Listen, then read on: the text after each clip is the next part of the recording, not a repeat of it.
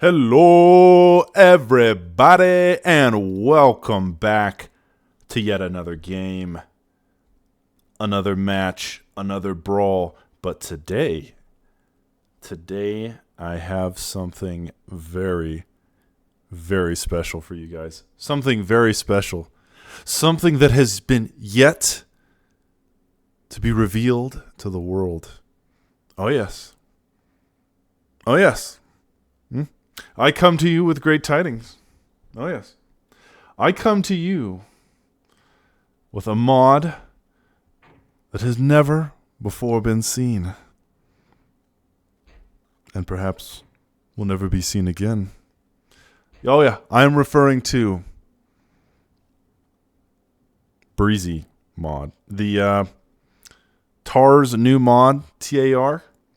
They're making a new mod, guys. They are making a new mod, and I am so hype about it. I don't know if you can tell, but I am so hype about this new mod. My boy Breezy,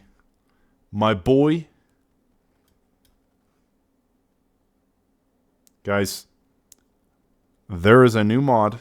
There's a new kid on the block, and it is going to be absolutely epic. It's going to be so epic that I'm bringing it to you today. I am bringing it to you. Technically, I'm not the first person that's casted it, okay? Breezy's casted it, but I am so excited to show you how awesome this mod is going to be. It's like, okay, it's technically a fork of Protea, all right? But they are working on it. It's going to become its own thing. The version I'm casting right now is the first version of the mod. So they're taking the balance that we know and love, and then they're adding all kinds of really neat new units and features. Oh my god. You know what? It's hard for me to even explain all the amazing things that are being added to this mod. But nothing is off the table. Breezy told me nothing is off the table. Everything is open, and I think this game that I'm about to show you will give you just a taste. Ooh, it's so sweet. It's like a nice filet mignon. Perfectly cooked and so juicy, and it just melts in your mouth. That's this game. So, my friends, please strap yourselves in. Get yourselves ready. Get ready to see something that you have never seen before. This game, this mod will deliver, guys. This mod is so exciting. I think it could actually replace Escalation. What I'm saying is it could replace Escalation as my favorite. Escalation will always be awesome, but I'm telling you, this mod has so much potential to just be absolutely like the next big thing in TA. So, guys, with that, I think I've given enough of an introduction. I think with that, let's go ahead and jump into it. Right now, it's called Breezy Mod. That because they don't have a name for it, but I have a name for it. My name for this mod is Harambe Mod. That's right. Our boy Harambe, the gorilla. That's what I'm calling this. Harambe mod, and you'll find out later in the game why. So let's go ahead and let's jump into it. This map is called Dual Gap. This is Breezy's map. He created this, and look, it's originally a Forged Alliance map, and it's so cool to see this actually being brought into TA. I love when modders and map makers bring maps from other games into TA. It's just so cool to see. And look at the tiles. Let's look at the features and it's so good looking. But this map is great because, you know, you got the landmass in the north where the fighting is currently occurring. Uh-oh, this construction vehicle in a little bit of danger. In a little bit of trouble. It looks like our boy Brown about to lose it, or gold, however you want to call that color. But this map, in addition to the really interesting tile set, You've got the landmass in the north, and you've got, of course, this huge patch of water in the middle, and then in the bottom right and left you have more land. So look at all of the possibilities for gameplay on this particular map. This is just going to be a treat, I think. Guys, one of the reasons I'm so excited about this mod is not actually the mod. It's the fact that the group of guys, the Tar Clan, that plays this, they play the coolest maps.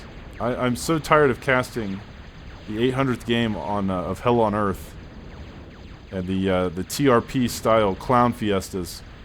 Bring me some actual, just high quality, classy maps like this, and I will take them every day. I mean, just look how beautiful it looks. It's just a feast for the eyes. How can you even turn this down?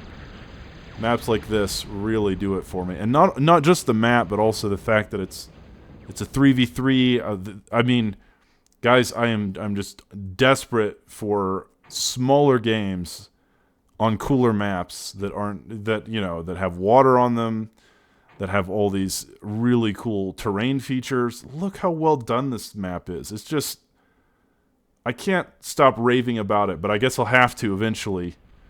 But guys, that is one of the things I'm most excited about with this mod. It's not actually the mod, it's like the kinds of gameplay that we're going to get and the sort of maps that we're going to get to see them on. That is what really gets me going. So, man, I'm so excited about this. This is going to be awesome. All right, let's jump into the man, there's already so much action, but let's talk about the teams here. On the Eastern team in gold, we have Soldier. In yellow, we have Coolnick. And in purple, where is his commander? His commander must be under the water. And let's see if I can get the sonar working here. Something about the last patch broke the sonar in TAF, I think. So we won't be able to see it, but purple is under the water somewhere, I believe. And that will be Mr. Brown Ranger, of course. Mr. Brown Ranger is playing purple this particular game, but yeah, it's a little confusing. Here in the north, we got flashes clashing. But, let's go ahead and introduce the Western team here in blue. There's a commander right there, Mr. Monkey. Monkey. Here in white, we got Smokester, and in red, last but not least, Mr. Tar Vapor. So, guys, man, God, I can't stop talking about this map. Like how cool it is. The palm trees. The geos, the corpses, the sand. Look at this. This is just next level map making. It's so cool to see. And look, you've got battles on the land. You've got fights in the sea. I mean, you've got combat in the air. I mean, it's just everything that a player or a caster could hope for. But let's hope this game will be everything a player and caster can hope for. Already, it's shaping up to be quite the showdown. Lots of missile turrets. So missile turrets are doing full damage, just like an OTA. But of course, most of the other units have been buffed to compensate, and flashes can tear through these missile turrets pretty quickly. So right now, we've got Skeeters and Searchers clashing in the middle. The OTA style scout combat. Again, this is a really interesting. Again, it reminds me, like I said, a lot of OTA, but at this phase of the game, this is really what you have to build. The scouts are just so strong with the laser and the missiles. Very, very great early game sea domination tactic. But one thing I do really like, I think, about this mod is the fact that the Jethros have a much more powerful weapon against ground, and they can outrange things pretty well. Let's go ahead and watch the battle down here. Scouts clashing en masse. If that doesn't give you some OTA nostalgia, I don't know what will. But now, flashes and instigators clashing. But okay, so here's one of the new units for the mod, the Ravager. The Ravager, a T2 core mobile laser. It shoots a green laser. So a lot of the units have been kind of moved around, or new units added. Like I said, I think it's awesome that this mod is adding new units. And one of them will be this Ravager. Let's see what it's actually called. Here we go. High Energy Laser Tank. So that is a new unit. And guys, remember, I'm casting version 1 of this mod because this is a game that happened in November of last year, but they're on version 3 right now, and probably my next cast of this mod will be a much newer version. So this is the first version, and there's already so many great things and additions to the game, in my opinion. They really give it its own identity and feel, and I'm sure they'll continue to make it that way.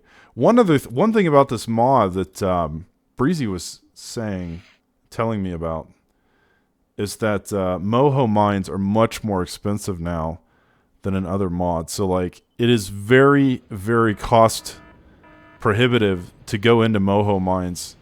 You can't just do it like in the other mods, or even in something like Bar, where you just go to T2 and upgrade your eco like that quickly. You've got to be very, very careful about balancing your economy. And Breezy was telling me that the reason that he had made that change is because he wants it to be a difficult decision. He doesn't just want it to be, you get to T2, you automatically upgrade your mexes to Mohos. It can't be a thoughtless decision. It's a huge investment. And I mean, gosh, look how long it's taking Monkey to upgrade this. This is just kind of crazy how expensive that is compared to like something like Escalation or Protea. But yeah, I really like that decision, because it makes it to where the game is going to stay on T1 for longer, I think. Because, rushing T2 and just upgrading all your economy to Mohos it's not so easy to do anymore. So I think that's a really good change. I really approve of that kind of balance or design philosophy. I mean, so many things about this mod that I've seen and heard of, I really approve of, and I think there's so much potential. And right now, Blue definitely winning in the sea battle because he started adding some destroyers into the mix. But here on the east side, Purple is working on a Warlord. And in the north, we've got Bulldogs. We've got Shooters on the west side. Breezy did tell me that with the Shooters, they require more energy to fire now. So that's an interesting change. It's expensive to have these Shooters, but of course they are quite deadly in this mod. The Bulldogs being surrounded by flashes, and we've got Ravagers moving in. A very cool new unit. Blue bringing his massive naval fleet over, and it looks like the Eastern team, they're in a bit of trouble. There's not much here.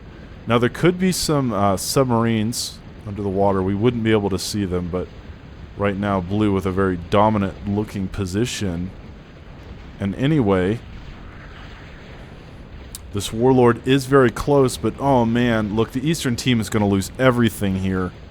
4 shipyards, including this advanced shipyard, all up for grabs, all being auctioned off at way below market value. Good God, it just looks terrible, but the Warlord has completed. Oh man, this is so crazy. It's so close. There might be some submarines, but this Warlord really putting in work, I think. Crusaders now targeting it. So many Skeeters. And of course we've got Coolnick's commander trying to get some D-guns going on there, but wow. It's amazing that this thing is still alive. The shipyard is still alive. The Eastern team doing everything they can to hold on to the sea. The Warlord is super low, but good God. It's alive somehow. Oh, here we go. Now we can see the subs. A Snake with 7 kills. Coolnick has his own submarine. 14 kills on the Warlord. Is it possible that this thing could survive? It literally looked like the Eastern team was going to lose everything. Oh my God, the Warlord on a smidgen of health. A single Skeeter shot could kill it. Holy cow, this thing is going to live. The Warlord will live. And somehow the Eastern team snatching victory from the jaws of defeat, somehow keeping their hopes and dreams alive, their naval fortifications still intact, this advanced shipyard very low, but now there's all this metal to reclaim. Wow, that one battleship, the Warlord, getting finished just in the nick of time. Just in the nick of time to give the Eastern team a fighting chance. I really think if they had lost the sea there, if they had lost the naval combat, this game would be all but over for the Eastern team. But having a run of the sea, having control of the pond, it's absolutely important on a map like this. You've got to be able to take control over that part of the map, or at least hold on to control. Red building some Mavericks, and those are just going to chew through the Bulldogs like they're nothing. And man, what a close game this has been. But the Eastern team definitely feels like they're on the back foot, but they're hanging on for dear life. They've made it in the sea. They've survived for a little bit. And just upgrading their eco. Like I said, it will be a little bit more expensive in this mod to upgrade your eco. But hopefully worth it as the players slowly transition into that late game economy. Zeus's and Mavericks and Ravagers. Oh my. I like these Ravagers. It's really cool. It's such a neat unit. It's fast. It seems to do quite a bit of damage. Fires very quickly. Of course, they're always going to get stopped by the Dragon's Teeth. But these feel like a nice high DPS raider on the core T2 vehicle phase. Ambusher being put up just in the nick of time to stop Red's push there. But let's keep an eye on all of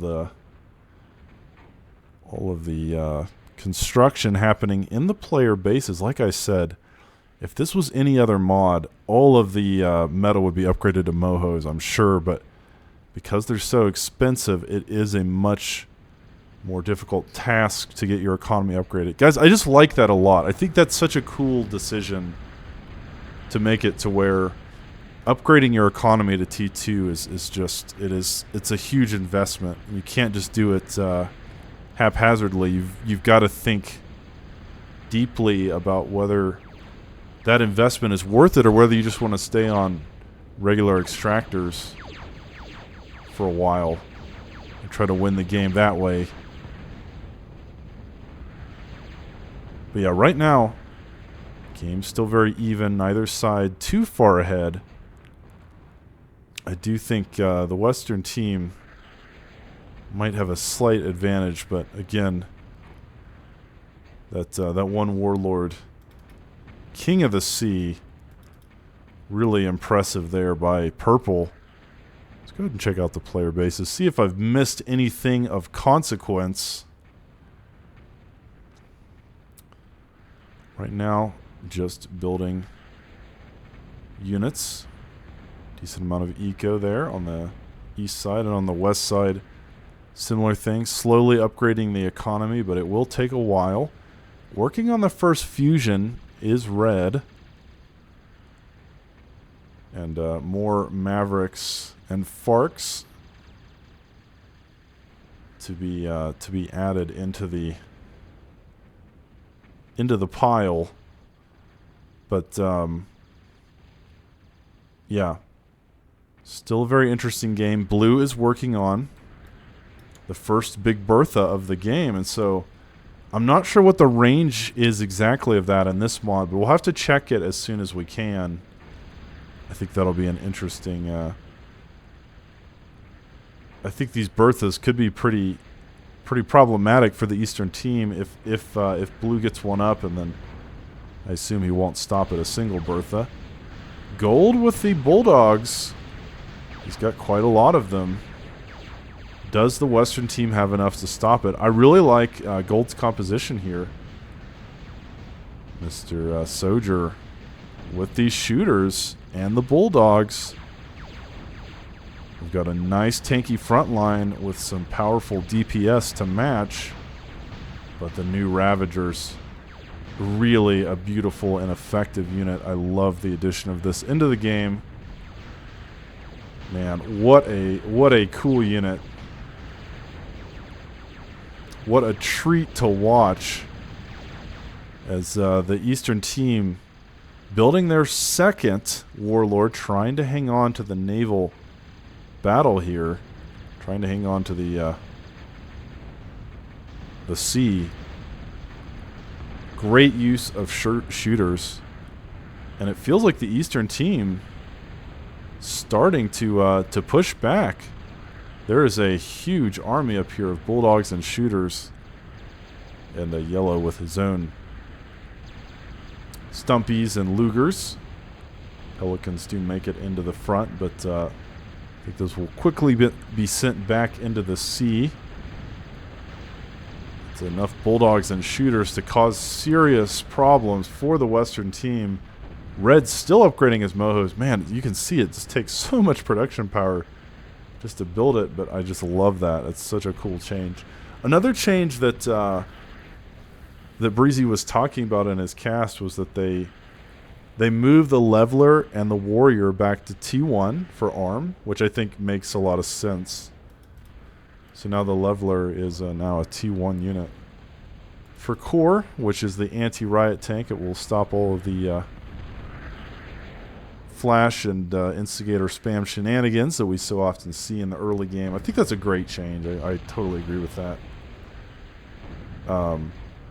Same thing with the Warrior for ARM. But man, this Bertha, it's very close to being finished.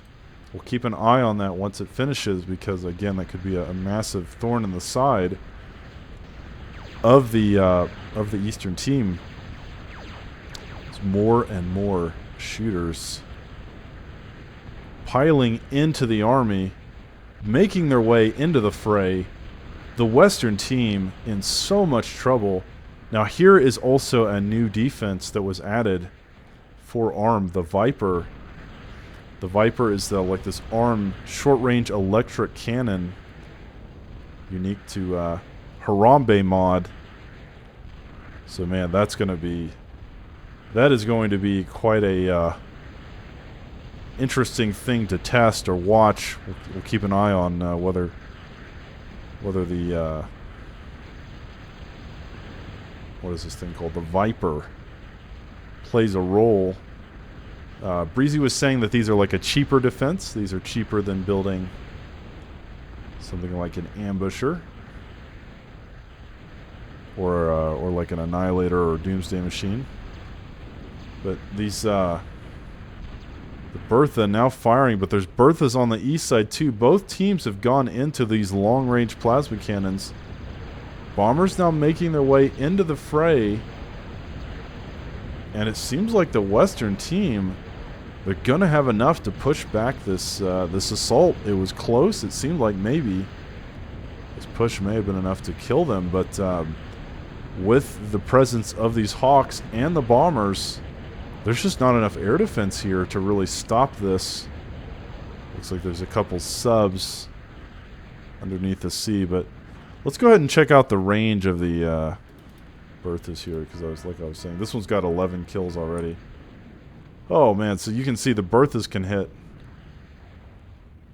pretty huge range. It can't quite get the Eastern team's base there, but it can certainly pelt a lot of the army. It seems like most of the base is back here, but still a nuisance. And it's funny that purple had the same idea pretty much at the same time as blue, so yeah, we'll keep an eye on those.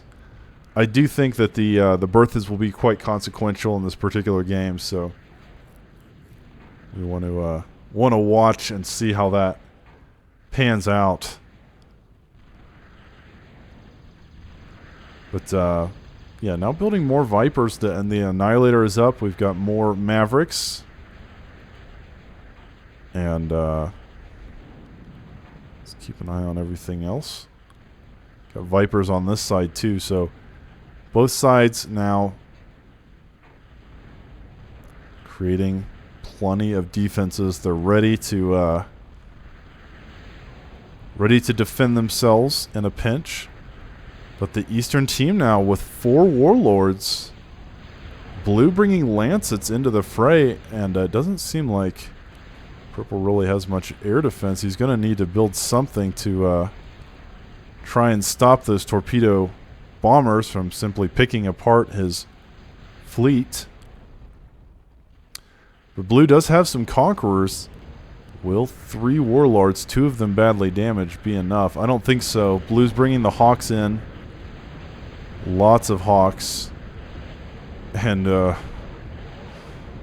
yeah, these are definitely the OTA style Hawks. Very, very strong, game ending sort of proposition. So these Warlords will go down in a flash, and gold once again pushing with the Bulldogs and the Mavericks and the Shooters, bringing the pressure to the Western team. But they've got to build some air defense. Blue is taking control of the skies, and a couple Jethros. Nowhere near enough to stop all of this air superiority of blue. It looks like purple's Bertha has been taken out, and blue's Bertha, Mr. Monkey, 13 kills already. But this push is looking pretty deadly. However, there are 2 Annihilators and lots of Shooters. And of course, the new Viper Lightning defense, those will put a hamper on the Eastern team's dreams, as well as they try to break through, but no such luck yet. Quite a lot of carnage at the moment, but so far they've got to break through these defenses. They've got to find a way. They've added some Phalanx, but the Phalanx gets targeted down. And red, with the Scout Patrol, sending over the Peepers one at a time to give the constant vision so that these Annihilators can continue hitting their targets even from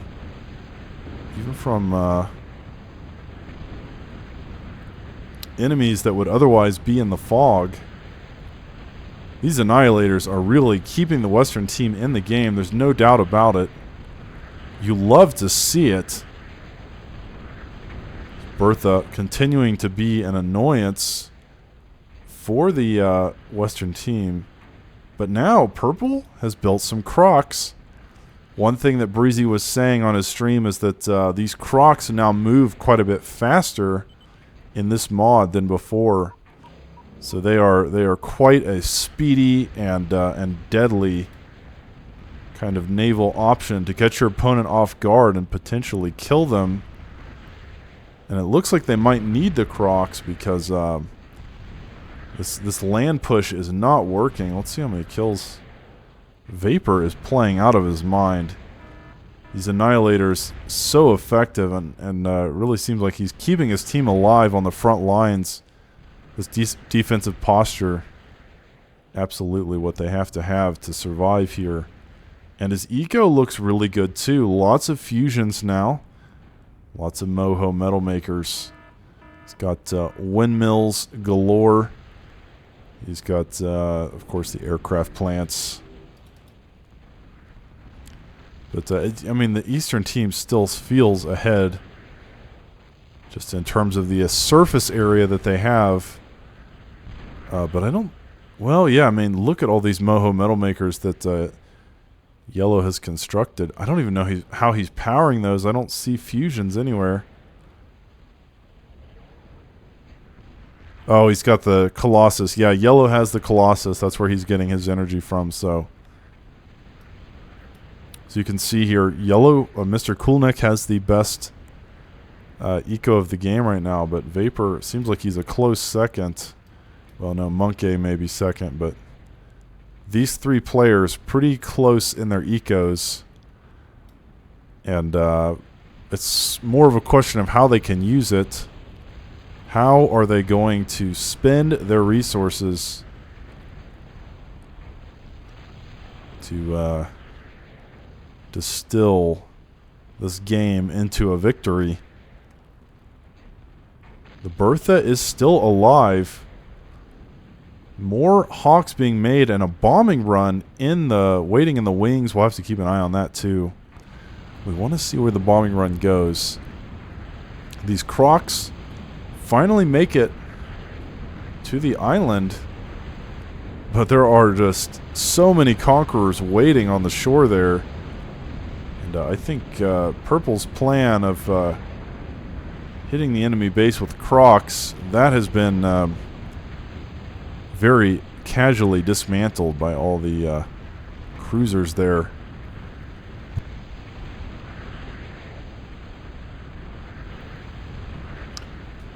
But yeah, it looks like the Western team, they're now pushing back. Vapor with the same composition of Bulldogs and Shooters, and that seems to be working extremely well. Now, in this mod, the Shooters actually have their laser and escalation. It's invisible. So I think that's an interesting... I don't know which one I like more. I don't know if I like the Shooter lasers being invisible or the fact that you can see them here. I think they're cool in their own way. I definitely don't have a preference. I think they're both really neat. But now, Yellow has joined the fray here in the sea, and we'll have to watch and observe whether they can break through the Western team. Look at all of these cruisers. It's going to be difficult to do, but that Bertha of blue still being a menace for the Eastern team. Now we've got Levelers and Ravengers slowly moving through the south. Lots of carnage, and oh my gosh, look at this. It's the Harambe shelter. This is why I call it the Harambe mods, my friends. This is why I call it Harambe mod. ARM not only has T3, but they also have a Harambe shelter. They're bringing our guerrilla brethren back to life. All he needs is a bit of a shelter. He needs a place to live. And our monkey god can be resurrected in the form of ARM getting T3. It's even got a nice little light on it. Man, this is so exciting. Not only does this game have T3 units for ARM and new ones for core, but they're all unique. Oh, here comes a nuke. Here comes a nuke. Oh my goodness, and what a nuke it is. Man, the Eastern team they weren't ready. There was no nuke defense. Blue really catching them off guard. I think he's the one that built this. Let's see if we can find it. See, Blue, he's got 3 anti-nukes that we can see. So yeah, look at this. Blue on the nuke game plan. That is Mr. Monkey. He's definitely playing out of his mind as well. Lots of submarines, lots of lurkers under the sea, causing all kinds of problems for the Eastern team. Now they do have their own lurkers, so this will be a battle of subs, but Most of the units on top of the sea have been taken out. All those conquerors are somehow dead. I think the submarines killing them unceremoniously. They will be sent to Davy Jones' locker. Blue now with 2 Big Berthas. One was bad enough. 68 kills on this freaking monster. And now the submarines have made it to Monkey's shipyard, so he's gonna have to clean this up. I think he will probably be able to stop it, but cool, Nick. A final lurker. But yeah, this Bertha continuing to cause problems, but man, that nuke was just so clutch. Taking out all the defenses there. There's still some defenses left, but look, the Harambe shelter now in full swing. We've got a vaporizer, aka the Razorback. I don't know if you guys have ever look. The Razorback is a classic TA unit, a classic TA experimental for ARM. It's one of my favorite designs out of any of the experimentals. And we've got the Mad Cat. I haven't seen one of these either, but the Krogarth, which is the ARM equivalent of the Krogoth. But I've heard that it's also called the Harambe, and guys, it must be called the Harambe. This is the Harambe shelter. It only makes sense. We must resurrect our monkey god. Dicks out, please. It's the only way I can possibly be satisfied. We must have the Harambe ARM monkey god, and that would just be so fun. It makes a lot of sense to me. But for now, we're just going to have to settle for the Vaporizer, aka the Razorback, and I cannot wait to show you guys this experimental in action. It's going to be nothing less than a show, I assure you. Long-range plasma cannon game plan. What a shot that was. Landing on the Doomsday Machine and in the collateral damage, taking out multiple targets. But Purple's firing back. He's trying to get Blue's Berthas as well. And of course, he also has the Warlord from offshore. This Bertha, both of these Berthas in trouble. Blue doesn't have any walls or any kind of defense here to stop this from happening. So that could be a pretty difficult situation, but finally the Vaporizer making its way to the front line. Guys, I love this experimental. I've always loved it. It's got 2 powerful blue chain guns, and then on its head it has the cannon of death. That's kind of hard to see there, but we'll get to see more of these. Don't you worry. One Vaporizer is down, but trust me, Harambe Shelter, it's a gift that keeps on giving, my friends, and I'm sure this mod will be the gift that keeps on giving. I am absolutely certain that this mod is going to turn into something great, and I'm so excited to actually be here at the beginning of it. The early days. This is Beta 1, and it's already awesome, so look at all of this carnage. Look at all of the destruction. Look at all the shooters. Lots of action happening here, but the second Vaporizer moving in. And it looks like Blue's already lost one Bertha and about to lose the second one as this Warlord just off the shore shelling it. Of course, Purple has lost his as well, so carnage all around as the second Vaporizer moving into range. Yellow attempting to patrol the sky with his Hawks because Blue has quite the air force. More Vaporizers being constructed and another battle for the sea. We've already watched so many of these and it has been a razor-thin margin. The battle for the pond standing on the edge of a knife, but now the second Vaporizer moving in, trying to get in range of these of the shooters. More and more units piling on. But Red has found, Mr. Vapor has found perhaps an opportunity to get behind the enemy line. So there is a bit of a path here down that ramp and into Gold and Yellow's base. But we've got all kinds of Skeeters moving through here, giving scouting vision of the shipyard, and there's a single warlord there attempting to kill it. But now the shooters being cleaned up by the Hawks. That didn't really amount to much for the Western team. However, the Western team does feel like they are in the driver's seat, but it's not over just yet. There's a Harambe shelter on the east side as well, so we've got Harambe shelters galore, my friends, and I think down here in the bottom we also have a Krogoth gantry, but of course it can build more than Krogoths now. It can also build the Gore, the medium battle mech, and the Defiler. So man, I would love to see what these do. I love that this mod has, it's like all brand new experimentals. The Vaporizer moving in. The chain gun, blue lasers of death. I do love the new Viper as well.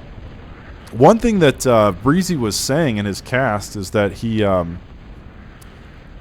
to make experimentals in this mod powerful, but perhaps not overpowered. Not as strong as you might see in Escalation. Another nuke landing perfectly, taking out all the defenses and the Hawks. Where are the anti-nukes? There is a Scarab here, but that is the second nuke that has just landed in the middle of all the defenses, and in this case, all the Hawks. And that is a terrible situation for the Eastern team to be in, as more and more units stream through from the west side. And there's another Intimidator here by a white player with 14 kills already. Man, this is a terrible situation to be in if you are the Eastern team. They're doing what they can. Is that 2 nukes flying in, but like I said, Blue has enough anti-nukes to last him many lifetimes. He's built 4 Retaliators, working on a 5th one, and now sending yet another nuke. And the Western team has lost the sea battle effectively. They've more or less been kicked out of the sea, but they haven't lost the nuke battle. And they still have control of the sky, so it's a close game, but it is nowhere near over. I do like that the Eastern team has taken control of the sea effectively. Now they do need some archers. They could, I like. There's a Krogoth here. Let's keep our eye on that. But if they could build some archers out of the advanced shipyard, they've got to be able to clear out the sky. These Skeeters are just not going to do it against Hawks. There's just no way in heaven or hell. Another Vaporizer making it to the front line, and each one of them, perhaps not game-changing of their own accord, but their presence is adding up as the Eastern team losing more and more ground each push. Most of the defenses are already gone. The Annihilators are dead. The Doomsday Machines are dead. Big Bertha almost finished. But as the pressure mounts, I don't know if they're going to be able to hold much longer. It feels like they've won the battle for the sea, but perhaps lost the war for the land.